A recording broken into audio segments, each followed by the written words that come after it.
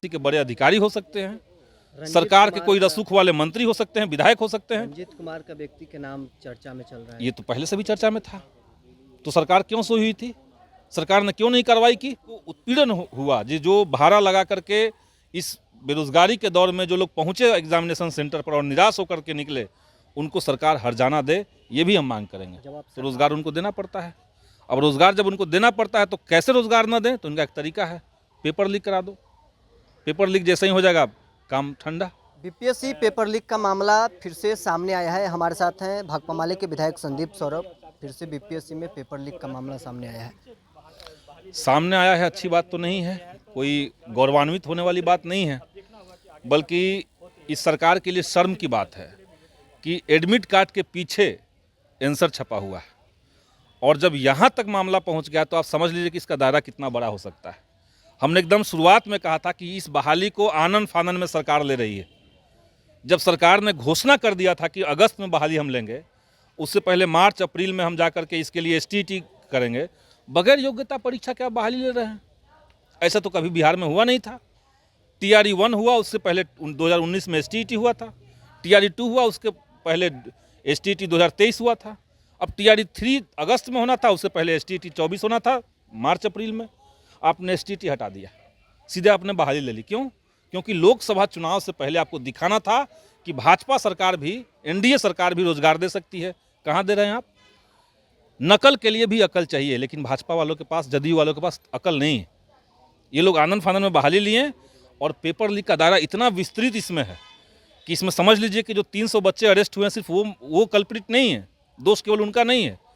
वो लोग जाकर के नहीं बीपीएससी के चैम्बर से जाकर के क्वेश्चन निकाल लिए थे। तो जो लोग इसमें इन्वॉल्व हैं, जाहिर सी बात है कि वो बीपीएससी के बड़े अधिकारी हो सकते हैं, सरकार के कोई रसूख वाले मंत्री हो सकते हैं, विधायक हो सकते हैं। रंजीत कुमार का व्यक्ति के नाम चर्चा में चल रहा है। ये तो पहले से भी चर्चा में था, तो सरकार क्यों सोई हुई थी? सरकार ने क्यों नहीं कार्रवाई की? तो इसलिए सरकार को इसमें जवाबदेही लेनी चाहिए और तत्काल इस परीक्षा को रद्द करते हुए जो भी अभ्यर्थी हैं जिनको उत्पीड़न हुआ, जो भाड़ा लगा करके इस बेरोजगारी के दौर में जो लोग पहुंचे एग्जामिनेशन सेंटर पर और निराश होकर के निकले, उनको सरकार हर्जाना दे, ये भी हम मांग करेंगे। जब आप सरकार में थे तो 2 चरण की जो परीक्षा थी वो अच्छे ढंग से हो गई, लेकिन तीसरे चरण में पेपर लीक हो जाता है जब सरकार से आप बाहर आते हैं। तो यही यहाँ है, लगता है कि जहाँ जहाँ भाजपा है, पहला कोशिश भाजपा का होता है कि हम रोजगार नहीं दें। अगर जनता का दबाव बना रहे, अगर अभ्यर्थियों का आंदोलन मजबूत हो जाए, तो रोजगार उनको देना पड़ता है।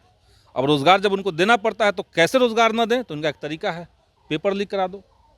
पेपर लीक जैसे ही हो जाएगा काम ठंडा। हमने बहाली दिया भी, लेकिन पेपर लीक हो गया, अब हम क्या करें?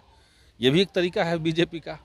अभी उत्तर प्रदेश में हुआ, उससे पहले मध्य प्रदेश में आपने सुना होगा, अभी बिहार में हुआ।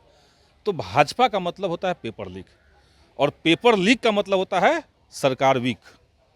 तो जदयू और भाजपा की सरकार बिहार में वीक है, इससे बड़ा सबूत और क्या चाहिए? आप क्या मांग करते हैं? हम तो ये मांग करेंगे कि टीआरई 3 परीक्षा का जो दोनों पाली है उसको तत्काल सरकार रद्द करे, एक बात ये। दूसरी बात हम मांग करेंगे कि सरकार उन तमाम अभ्यर्थियों को हर्जाना दे जिनको आर्थिक और मानसिक उत्पीड़न हुआ। तीसरी हम मांग करेंगे कि छोटी मछलियों को नहीं, बल्कि इसमें संलिप्त जो बड़ी मछलियां हैं उनकी गिरफ्तारी हो। और चौथी मांग हम करेंगे कि सरकार एक प्रॉपर कानून बनाए ताकि फ्यूचर में इतनी पारदर्शिता रहे, इतना सख्ती रहे कि पेपर लीक जैसी घटनाएं ना हो। तो आपने सुना, हमारे साथ भाकपा माले के विधायक संदीप सौरभ थे। फिलहाल के लिए बस इतना ही। आप बने रहे न्यूज़ 4 नेशन के साथ।